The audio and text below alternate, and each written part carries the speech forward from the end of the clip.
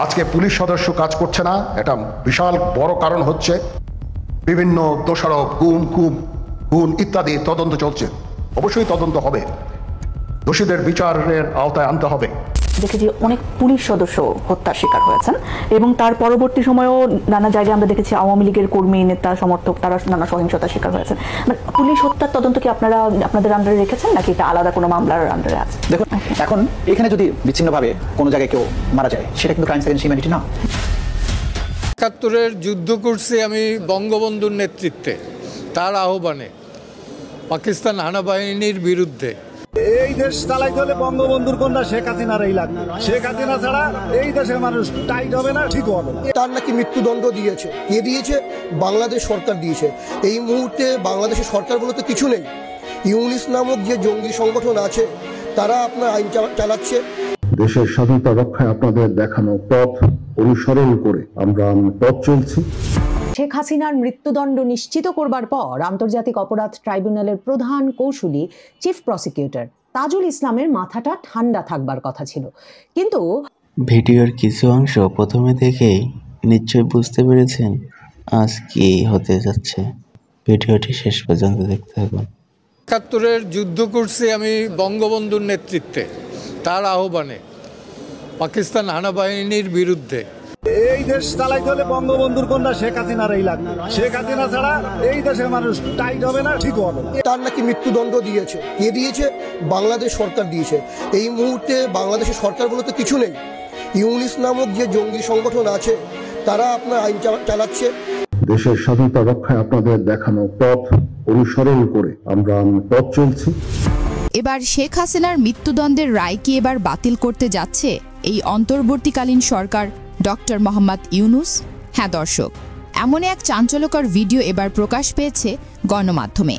যে আন্তর্জাতিক অপরাধ ট্রাইব্যুনাল তৈরি করা হয়েছিল মুক্তিযোদ্ধাদের সাথে বিশ্বাসঘাতকতা করা রাজাকারদের বিচার করার জন্য, সেই আন্তর্জাতিক অপরাধ ট্রাইব্যুনালে বিচারপতি থেকে শুরু করে বিভিন্ন জায়গায় পরিবর্তন এনে এই ক্ষমতাচ্যুত শেখ হাসিনার মৃত্যুদণ্ডের রায় দিল বিচারপতি গোলাম মোস্তফা মজুমদার।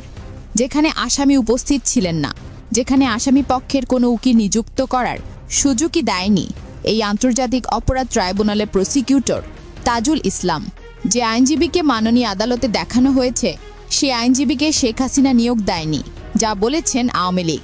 সেই সাথে শেখ হাসিনার সাথে কোনো রকমের পর্যন্ত যোগাযোগ হয়নি এই শেখ হাসিনার পক্ষে লড়াই করা আইনজীবীর। তাহলে এখানেই তো বড় রহস্য বেরিয়ে আসছে, যেখানে শেখ হাসিনার মৃত্যুদণ্ডের রায় শুনে কষ্ট পাওয়ার কথা সেই আইনজীবীর, কিন্তু তিনি রায় শুনে মুশকি হাসি দিয়েই যাচ্ছেন। নজরে আসি দেশের জনগণের। আপিল করার সুযোগ নাই,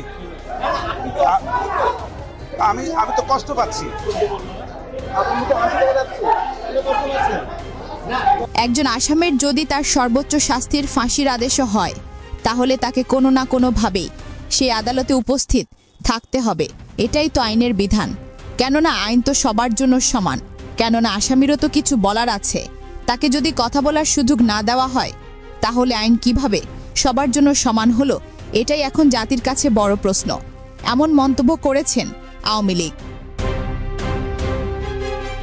শুধু তাই নয়, এবার আরও একটি চাঞ্চল্যকর তথ্য এবার বেরিয়ে এসেছে সোশ্যাল মিডিয়ায়। গণমাধ্যমে দেখা যায় এই শেখ হাসিনার হয়ে এবার লড়বেন এই জেডাই খান পান্না আইনজীবী। কিন্তু তার এখানে কিসের কাজ, যেখানে শেখ হাসিনাকে ডাইরেক্ট মৃত্যুদণ্ডের ঘোষণা দিয়েছে বিচারপতি? সেখানে এই আইনজীবী কার সাথে লড়াই করবে? এটি একটি বড় প্রশ্ন। আওয়ামী লীগের কর্মীরা সূত্রে জানিয়েছেন যে এই আইনজীবী জেডাই খান পান্না, তাকেও কিন্তু শেখ হাসিনার মামলা লড়াই করার জন্য নিযুক্ত করা হয়নি। তাহলে তিনি নিজে থেকে কেন এই শেখ হাসিনার আইনজীবী হতে চাচ্ছে? এটি কিন্তু একটি চিন্তার বিষয়। আওয়ামী লীগ মনে করেছেন বহির্বিশ্বে এই আইনজীবীদের নিয়োগ দিয়ে দেখাতে চায় যে শেখ হাসিনার পক্ষে তো আইনজীবী ছিল, কিন্তু তার কিছু প্রমাণ করতে পারেনি। চলেন এই সংক্রান্ত একটি ভিডিও দেখে কিছু তথ্য জেনে আসা যাক। প্রিয় দর্শক, কেমন আছেন? শেখ হাসিনার স্বঘোষিত আইনজীবী জেডাই খান পান্না আন্তর্জাতিক অপরাধ ট্রাইব্যুনাল কর্তৃক নিয়োজিত আইনজীবী যেটা এখন পান না, তার একটা ভিডিও আমরা এখন দেখব। তার আগে একটু বলে নিই, শেখ হাসিনার মানবতা বিরোধী অপরাধ যেটা ক্যাঙ্গারু কোর্ট দায়ী করেছে তাকে, সেটা সেই মামলার রাষ্ট্র কর্তৃক নিয়োজিত যে আইনজীবী ছিলেন আমির হোসেন, তাকে আমরা দেখেছি, তার বক্তব্য শুনেছি, হাসাহাসি করেছি, খুব ভালো লেগেছে, বিনোদনের একটা ব্যবস্থা হয়েছে। জেরা খান পান্না সাহেব যখন শুরুতে বলেছিলেন তখন তিনি দাঁড়ালেন না কেন শেখ হাসিনার পক্ষে, এখন কেন তিনি দাঁড়াতে চাচ্ছেন? মামলার রায় কি হবে সেটি লেখা আছে, জনগণ জানে রায় কি বলা হবে।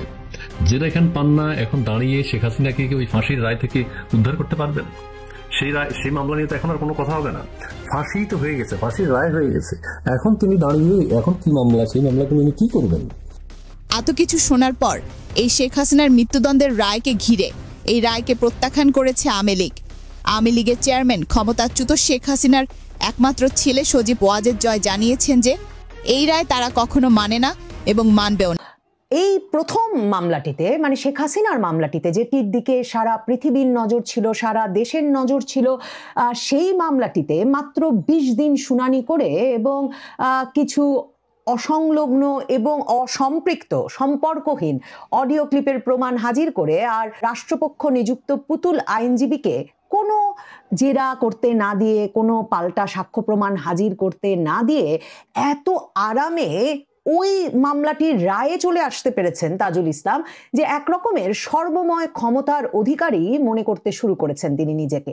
খুব স্বাভাবিক, কারণ 2024-এর আগস্টে তাজুল ইসলামদের রাজনৈতিক বিজয় অর্জিত হবার পর আন্তর্জাতিক অপরাধ ট্রাইব্যুনালটা পুনর্গঠন করে যখন চিফ প্রসিকিউটর হিসেবে তাজুল ইসলামকে নিযুক্ত করা হলো, তখনই বুঝতে বাকি ছিল না যে এই আন্তর্জাতিক অপরাধ ট্রাইব্যুনালের মূল উদ্দেশ্য তাজুল ইসলাম যে আন্তর্জাতিক অপরাধ ট্রাইব্যুনালে শেখ হাসিনা সরকারের আমলে জামায়াতে ইসলামীর নেতৃবৃন্দের সমর্থনে আইনজীবী হিসেবে উপস্থিত হয়ে মামলাগুলো হেরেছেন এবং তার ফলে তার মক্কেলদের, জামায়াতে ইসলামীর নেতৃবৃন্দের যুদ্ধাপরাধের দায়ে মৃত্যুদণ্ড হয়েছে, এর প্রতিশোধ এবার তুলে ছাড়বেন তাজুল ইসলাম এবং নিশ্চিতভাবেই তিনি শেখ হাসিনা সহ আওয়ামী লীগ নেতৃবৃন্দকে মৃত্যুদণ্ডের মুখোমুখি করে তবে আন্তর্জাতিক অপরাধ ট্রাইব্যুনাল পুনর্গঠনের প্রক্রিয়া তা সফল করে তুলবেন। কাজেই তাজুল ইসলাম বিরাট সাফল্য অর্জন করেছেন শেখ হাসিনার এই রায়ের মাধ্যমে, কিন্তু তার মাথাটা ঠান্ডা হচ্ছে না। একদিকে যেমন অন্য মামলাগুলোতে এখন আসামি পক্ষের আইনজীবীরা মুখ খুলতে শুরু করেছেন, আর আসামি পক্ষের আইনজীবীরা মুখ খোলা মাত্র তাজুল ইসলাম এমনভাবে হুমকি ধামকি দিচ্ছেন, আদালত কক্ষ খোলা এবং আদালত কক্ষ প্রকাশ্য বিচার হতে থাকায় কি ঘটছে সেসবের খবর আবার বেরিয়ে আসছে সংবাদ মাধ্যমের মাধ্যমে, কিন্তু মাথাটা কিছুতেই তাজুল ইসলাম ঠান্ডা রাখতে পারছেন না। তার মতো সর্বময় ক্ষমতার অধিকারী দণ্ডদাতা বিচারককে কি করে তার আদালতে বসে অন্য পক্ষের উকিল প্রশ্ন করে বসছেন, কিংবা পাল্টা প্রশ্নের জবাব তিনি দেবেন এমন প্রত্যাশা করছেন, কিংবা তার কৌশলীরা অন্য কোনো আদালতে দেবে এমন প্রত্যাশা করছে, সেটা ভেবে তার মাথাটা খারাপ হয়ে যাচ্ছে। আজকে পুলিশ সদস্য কাজ করছে না, এটা বিশাল বড় কারণ হচ্ছে বিভিন্ন দোষারোপ, খুন ইত্যাদি তদন্ত চলছে। অবশ্যই তদন্ত হবে, দোষীদের বিচারের আওতায় আনতে হবে। দেখেছি অনেক পুলিশ সদস্য হত্যার শিকার হয়েছেন এবং তার পরবর্তী সময়েও নানা জায়গায় আমরা দেখেছি আওয়ামী লীগের কর্মী, নেতা, সমর্থক তারা নানা সহিংসতার শিকার হয়েছেন। মানে পুলিশ হত্যার তদন্ত কি আপনারা আপনাদের আন্ডারে রেখেছেন নাকি এটা আলাদা কোনো মামলার আন্ডারে আছে? দেখুন, এখন এখানে যদি বিচ্ছিন্নভাবে কোনো জায়গায় কেউ মারা যায় সেটা কিন্তু ক্রাইমস এগেইনস্ট হিউম্যানিটি না। আন্তর্জাতিক অপরাধ ট্রাইব্যুনালের প্রসিকিউটর তাজুল ইসলামের মতে দেশ রক্ষায় নিয়োজিত পুলিশ সদস্য নাকি বিচ্ছিন্নভাবে মরেছে, তাই তাদের বিচার অপরাধ ট্রাইব্যুনালে নয়, বরং এটা নাকি অভ্যন্তরীণ বিষয়। বিষয়টি নিয়ে পুলিশের ডিআইজি নুরুল ইসলাম এক গণমাধ্যমে সাক্ষাৎকারে বলেন, 5ই আগস্ট কোনোভাবেই আন্দোলন ছিল না, এটা একটি ষড়যন্ত্রকৃত ঘটনা। 5ই আগস্টের পরবর্তী সময়ে পুলিশের প্রতি এই নির্যাতন, এই নিপীড়ন কোনোভাবেই শেখ হাসিনার উপর বর্তায় না, বরং দেশের বর্তমান সরকার এই হত্যাকাণ্ডের সাথে জড়িত। এক পর্যায়ে এটা আসলে কোটা বিরোধী আন্দোলন ছিল না, এটা আপনি যদি শেষ পর্যায়ের দিকে যে সাংঘর্ষিক অবস্থাটা হয়েছে, নৈরাজ্য যারা সৃষ্টি করেছে এবং তাদের সঙ্গে মূলত ফাইটে হয়েছে আইনশৃঙ্খলা বাহিনীর, অর্থাৎ তারা যে ধ্বংসযজ্ঞে লিপ্ত হয়েছিল, যে তারা সরকারের সবচেয়ে ভালো ভালো প্রতিষ্ঠানগুলো, দামি দামি প্রতিষ্ঠান যেমন মেট্রো রেল, যেমন এলিভেটেড এক্সপ্রেসওয়ে, যেমন পদ্মা সেতুর যাবতীয় নকশা, যাবতীয় পরিকল্পনাগুলো সেতু ভবনে ছিল, এই জাতীয় বিষয়গুলো যখন ধ্বংস করা শুরু করেছে, তখন আলটিমেটলি বাংলাদেশ টেলিভিশন, তো তখন কিন্তু আলটিমেটলি কোটা বিরোধীদের সম্পর্ক কিন্তু এদের সঙ্গে ছিল না, টোটালি ছিল না। এবং যারা ফিজিক্যালি, আমাদের কাছে অনেক ভিডিও চিত্র আছে, টেলিভিশনে কয়েকদিন পরেই দেখতে পারবেন, সিসি ক্যামেরাগুলো ভেঙে ফেলেছে যদিও, তারপর আমরা অনেকগুলো ডিভিআর ইন্ডিয়া পেয়েছি যার ভিতরে রেকর্ডিংগুলো আছে। আমাদের এই যে এখানে নথি আছে যে শিবিরের 3টা আইডি থেকে কমিউনিকেশনগুলো আছে, কাশফুল, স্বপ্নচারী এবং বাঁশের কেল্লা, 3টা কমিউনিকেশন আজকে সময় টিভিতে এগুলো দেখাচ্ছে। তো একটা পর্যায়ে কিন্তু আলটিমেটলি কোটা বিরোধীরা এর সঙ্গে কোনোভাবেই সংশ্লিষ্ট ছিল না, ছিল হচ্ছে যারা রাষ্ট্রবিরোধী এবং সরকার বিরোধী তারা ছিল, এবং তারা একটা পর্যায়ে সরকারকে ফেলে দেওয়ার জন্য তারা লিপ্ত হয়েছিল, এবং এর যতগুলো পরিকল্পনা সব পরিকল্পনাও তারা মিলিয়ে কিন্তু করেছিল, জামাত এবং বিএনপি মূলত করেছিল, এবং আমরা টকিংয়ে আমরা সমস্ত এভিডেন্স করতে আমরা কিন্তু তাই পাই। বর্তমান সময়ে এসে শেখ হাসিনার রায় ঘিরে যখন আলোচনা তুঙ্গে, ঠিক সেই মুহূর্তেই রাজনীতি বিশ্লেষকরা মনে করেন পুলিশের প্রতি এই নির্যাতনের দায়ী কে। অনেক রাজনীতি বিশ্লেষকেরা ইতিমধ্যে বলেন, যেখানে গণমাধ্যমের সংবাদে সমন্বয়দের সাক্ষাৎকারে স্পষ্ট উঠে এসেছে মেট্রো রেলে আগুন ও পুলিশ হত্যা না করলে এই আন্দোলন সফল হতো না। আর অবশ্যই আমরা এটাকে বিপ্লব বলছি কিংবা গণঅভ্যুত্থান যাই বলেন না কেন, এটা কিন্তু কোনো সাংবিধানিক নিয়ম মেনে হয়নি, কোনো আইন মেনে হয়নি। আইন যদি মানতে যেতাম তাহলে কিন্তু এই বিপ্লবগুলো হতো না। যদি মেট্রো রেলে আগুন না দেওয়া হতো, যদি পুলিশদেরকে না মারা হতো, তাহলে বিপ্লবটা এত সহজেই অর্জিত হতো না, কিংবা ফ্যাসিবাদের পতন নিশ্চিত করা যেত না। সুতরাং সেখানে আন্তর্জাতিক অপরাধ ট্রাইব্যুনালের চিফ প্রসিকিউটরের এমন হাস্যকর সাক্ষাৎকার এবং দেশের প্রশাসনকে সন্ত্রাসীদের কাছে অর্থাৎ জঙ্গিদের কাছে আরও নিরীহ করে তোলার যে ব্যাপার, তা সত্যি আজ স্পষ্ট প্রতীয়মান হয় যে শেখ হাসিনার প্রতি দেওয়া রায় একটি ষড়যন্ত্রমূলক সাজানো গোছানো নাটক। সিরাজগঞ্জে যে 18 জন পুলিশকে হত্যা করে ঝুলিয়ে রাখা হলো 5 আগস্টের আগে, সেই হত্যাকাণ্ডগুলো দায়কার। সেগুলো নিয়ে এখন তো কৃতিত্বের দাবিদার হয়ে এনসিপি বলেন, বিএনপি বলেন, জামাত বলেন কামড়াকামড়ি করেছে, আমরা হত্যা করেছি ওপেন টক শোতে। আমি মেট্রো রেল এগুলো বাদ দিলাম, এগুলো চর্বিত যাবো, এগুলো বাদ দিলাম। বিষয়টা হচ্ছে জাতিসংঘ বলেছে 1400 জন মানুষকে হত্যা করা হয়েছে। কোন তারিখ পর্যন্ত? 15 আগস্ট। জাতিসংঘ 15 সেপ্টেম্বর পর্যন্ত তদন্ত করতে চেয়েছিল, কিন্তু সরকারের আপত্তির মুখে তারা কমিয়ে নিয়ে এসে 15 আগস্ট পর্যন্ত করেছে। এই 15 আগস্ট পর্যন্ত 1400 জন মানুষ হত্যাকাণ্ডের শিকার হয়েছে। সরকার যেখানে বিজ্ঞপ্তি দিয়ে প্রজ্ঞাপন দিয়ে বলছে যে 5 আগস্ট পর্যন্ত 832 জন হত্যাকাণ্ডের শিকার হয়েছে। আমি সব মেনে নিলাম যে 832 জন প্রত্যেকটা আওয়ামী লীগের আইন শৃঙ্খলা রক্ষাকারী বাহিনী কিংবা আওয়ামী লীগের ক্যাডাররা হত্যা করেছে। আমরা তো দেখেছি। হ্যাঁ, আমি প্রথমে বলছিলাম না যে আওয়ামী লীগ এটা কোনোভাবে এড়াতে পারে না, কারা হত্যা করেছে না করেছে আমরা এখনো পর্যন্ত ক্লিয়ার না। যেই চিন্তাভাবনা নিয়ে, যেই লক্ষ্য নিয়ে, যেই আদর্শিক ভিত্তিতে বৈষম্যবিরোধী ছাত্র আন্দোলনের সূত্রপাত ঘটেছিল এবং শেষ পর্যন্ত তা অভ্যুত্থানের রূপ নিল, কিছুই কাজে লাগছে না, কিছুই না। আমরা সেই পুরাতন প্র্যাকটিসে আছি। প্রিয় দর্শক, আপনি কি মনে করেন শেখ হাসিনার মামলায় পুলিশ হত্যার বিষয়টি উল্লেখ না থাকায় এবং এই দায়ে কোন সরকারের বিষয়টি স্পষ্ট উল্লেখ না করায় শেখ হাসিনার রায় একটি ষড়যন্ত্রমূলক? এক আদালতে, যে আদালতে গুম নির্যাতনের ঘটনায় মামলা চলছে, সেই মামলায় আন্তর্জাতিক অপরাধ ট্রাইব্যুনাল 1-এই মানে যেই বিচারক তাজুল ইসলামের আদালতে এরই মধ্যে শেখ হাসিনার মৃত্যুদণ্ড দিয়েছে, সেই গোলাম মোর্তজা মজুমদারের আদালত আন্তর্জাতিক অপরাধ ট্রাইব্যুনাল 1-এই চিফ প্রসিকিউটর তাজুল ইসলামের সঙ্গে অব্যাহতিপ্রাপ্ত সামরিক কর্মকর্তা মেজর জেনারেল জিয়াউল আহসানের যে আইনজীবী নাজনীন নাহার, তার ব্যাপক তর্ক হয়েছে। মানে তর্ক হয়েছে বলা ভুল, নাজনীন নাহার সাহস করে তর্ক করেই গেছেন, কিন্তু মানে তিনি প্রশ্নের পর প্রশ্ন তুলেই গেছেন আদালতে। আর তাকে সরাসরি হুমকি দিয়ে তাজুল ইসলাম বলেছেন, আপনার বিরুদ্ধেও আমি নানা অভিযোগ শুনছি, এমন করলে আপনার বিরুদ্ধেও মামলা দেব। সরাসরি বলেছেন, মানে শিরোনাম হয়েছে যে বেশি বাড়াবাড়ি করলে আপনিও মামলার আসামি হয়ে যেতে পারেন, এমন হুমকি আসামি পক্ষের আইনজীবীকে আদালতে দাঁড়িয়ে এখন তাজুল ইসলাম দিয়ে বসছেন। কারণ তার আদালত, মানে আমার বাড়ি, আমার ঘর, আমারে কও ম্যাও, মানে আমার আদালত, আমার কোর্ট, আমার বিচারক, আমার সবকিছু। সেখানে কোন সাহসে আসামি পক্ষের আইনজীবী তাকে প্রশ্ন করেন বলেন? আসামি পক্ষের আইনজীবীকে তিনি সরাসরি বলেছেন, আপনি চুপ করে থাকবেন, you stay silent, do not talk. আমি ইংরেজিতে পড়ছি, আমি জানি না ভেতরে তাদের ইংরেজিতে না বাংলায় কথা হচ্ছিল। মানে আপনি চুপ করে থাকবেন, আপনি একদম কথা বলবেন না, আপনাকেও আসামি করে ফেলা হতে পারে, আপনার বিরুদ্ধেও নানা জায়গা থেকে নানা রকম অভিযোগ পাচ্ছি আমরা। মানে কি ভয়ের একটা রাজত্ব তাজুল ইসলাম কায়েম করেছে আদালতে, ভাবুন। তবে বিচারক গোলাম মোর্তজা মজুমদার তখন সাহস করে বলেন যে তাজুল ইসলামকে মনে করান যে নাজনীন নাহার তিনি কিন্তু আসামি পক্ষের আইনজীবী হিসেবে আদালতে উপস্থিত। নাজনীন নাহারের উপর তাজুল ইসলামের খেপে যাওয়ার মূল কারণ হচ্ছে, নাজনীন নাহার বলেছেন তার মক্কেল জিয়াউল আহসান, অব্যাহতিপ্রাপ্ত মেজর জেনারেল, তিনি যাকে গুমের মামলায় গ্রেফতার করা হয়েছে, অভিযুক্ত করা হয়েছে, যিনি কারা হেফাজতে আছেন, তাকে নাকি একটা সেফ হাউসে নিয়ে জিজ্ঞাসাবাদ করেছে গুম কমিশনের সদস্য নাবিলা ইদ্রিস, এবং সেই জিজ্ঞাসাবাদের সময় সেটা ভিডিও রেকর্ডও করা হয়েছে, কিন্তু সেই জিজ্ঞাসাবাদের সময় আইনজীবী নাজনীন নাহারকে উপস্থিত থাকতে দেওয়া হয় নাই। কাজী তাজুলের সাথে কোনো তর্কে যান নাই নাজনীন নাহার, জিয়াউল হাসানের আইনজীবী হিসেবে তিনি বিচারককে অনুরোধ করেছেন, আদালতকে অনুরোধ করেছেন, পিটিশন দিয়েছেন, আবেদন দিয়েছেন যে এরপর থেকে কোনো সেফ হাউসে নিয়ে, মানে কোনো তৃতীয় জায়গায় নিয়ে কারা হেফাজতে থাকা জিয়াউল হাসানকে যদি জিজ্ঞাসাবাদ করা হয় এবং নাবিলা ইদ্রিসের মতো কোনো ব্যক্তি যদি জিজ্ঞাসাবাদ করেন তাহলে তাকে যেন আইনজীবী হিসেবে সাথে থাকতে দেওয়া হয়। এবং তিনি প্রশ্ন তুলেছেন যে নাবিলা ইদ্রিস এই কাজটা করতে পারেন কিনা, মানে একজন সাধারণ ব্যক্তি হঠাৎ করে কারা হেফাজতে থাকা একজন ব্যক্তিকে প্রশ্নে মানে জেরা করতে পারেন কিনা। তাজুল তখন আরো রেগে যান এবং তিনি বলেন যে নাবিলা ইদ্রিসের সম্পূর্ণ অধিকার আছে গুম কমিশনের সদস্য হিসেবে যে কাউকে জিজ্ঞাসাবাদ করার। তো তখন নাজনীন নাহার প্রশ্ন করেন যে সেটা যদি বা থাকে, আইসিটি তো এটা অ্যালাউ করে না, আন্তর্জাতিক অপরাধ ট্রাইব্যুনাল তো তার মামলায় অভিযুক্ত গ্রেফতারকৃত কোনো ব্যক্তিকে আরেক জায়গায় নিয়ে জিজ্ঞাসাবাদের অনুমতি দেয় না, 1 নম্বর। 2 নম্বর কথা, নাবিলা ইদ্রিস কেন তার মক্কেলকে এমন হুমকি দিলেন যে তিনি যদি সব কিছু তাকে খুলে না বলেন তাহলে নাকি জিয়াউল হাসানের মেয়েকে এতিমে পরিণত হতে হবে। তাজুল আরো রেগে যান এবং সব অভিযোগ অস্বীকার করেন।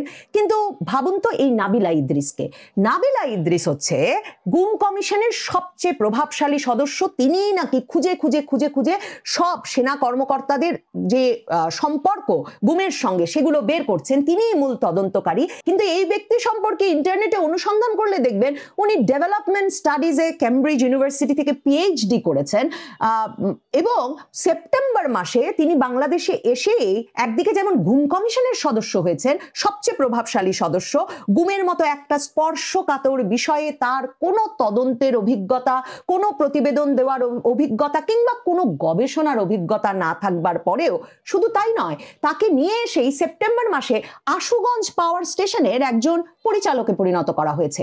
মানে এই সরকারের আমলটা হচ্ছে এমন যে এসব সুবিধাজনক পদে এক একজনকে বসিয়ে দিয়ে বিরাট দেশপ্রেমিক অনুসন্ধানী কর্মকর্তা বা তদন্তকারী কর্মকর্তা বানিয়ে দিলেও প্রশ্ন তোলা যাচ্ছে না যে গুম কমিশনের তদন্ত কেন ডেভেলপমেন্ট স্টাডিজের একজন পিএইচডি ধারী এসে করতে হবে বিদেশ থেকে এসে, এবং প্রশ্ন তোলা যাচ্ছে না কেনই বা সরকারকে প্রথমেই পুরস্কার হিসেবে তাকে আশুগঞ্জ পাওয়ার স্টেশনের পরিচালক পদটি হাতে ধরিয়ে দিতে হবে। কিন্তু নাজনীন নাহার, এই যে অব্যাহতিপ্রাপ্ত মেজর জেনারেল জিয়াউল হাসান, মানে জিয়াউল হাসান মানে হচ্ছে এনটিএমসি, ওই যে যেই প্রতিষ্ঠান ন্যাশনাল টেলিকমিউনিকেশন মনিটরিং সেন্টার, মানে যেখান থেকে নাকি সব আড়ি পাতার ঘটনা ঘটতো, সেই এনটিএমসির অব্যাহতিপ্রাপ্ত মেজর জেনারেল জিয়াউল হাসান, তার যে আইনজীবী নাজনীন নাহার তবু থামেন না। তিনি বলেন এরপর থেকে তার মক্কেলকে যে কোনো জেরায় নিতে হলে তাকে জানাতেই হবে এবং তিনি আদালতে আবেদনটা পেশ করেই ছাড়েন। তখন তাজুল সাথে সাথে আদালতকে হুমকি দিয়ে বলেন এই পিটিশন, এই আবেদন খারিজ করে দেওয়া উচিত, কারণ এই একদিকে যেমন এর কোনো সুনির্দিষ্ট আইন নাই, মানে তারা যে কাউকে কারাগার হেফাজত থেকে নিয়ে যেতে পারবেন সেটা বন্ধ করার নাকি কোনো আইন নাই, এটা দাবি করেন তাজুল ইসলাম। এবং তাজুল ইসলাম বলেন যে এই নাজনীন নাহার হচ্ছেন জিয়াউল হাসানের একজন পরিবারের সদস্য এবং উনি অনেক সমস্যা করছেন, she is creating a lot of problems।